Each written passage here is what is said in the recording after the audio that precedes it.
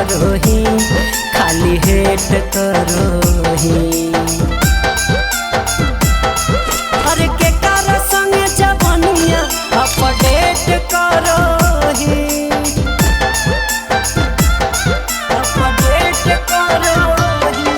नाही फोन करोही गे नाही चैट करोही खाली हेट करोही। अरे के कर संगे जवनिया अपडेट करोही। अरे कुछ नहीं बुझली हम चुप रहल गे, दर्द नहीं जानली हम चुप रहल गे। देखी के अपन मुहबा आज मोड़ लेली गे, जखमवा बड़ी जोर देली गे। अरे देखी के अपन मुहबा आज मोड़ लेली गे, जखमवा बड़ी जोर देली गे।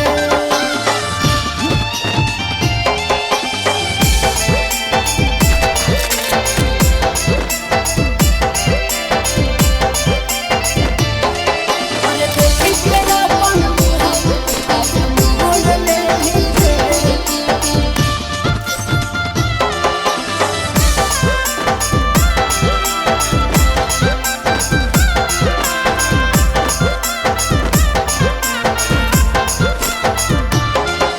जरूर हो तोगे भरपूर हो तोगे, दिला जरूर रोवतोगे।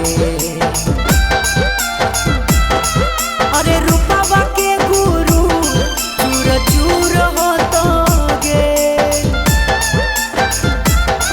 चूर चूर हो तोगे। जरूर हो तोगे भरपूर हो तोगे,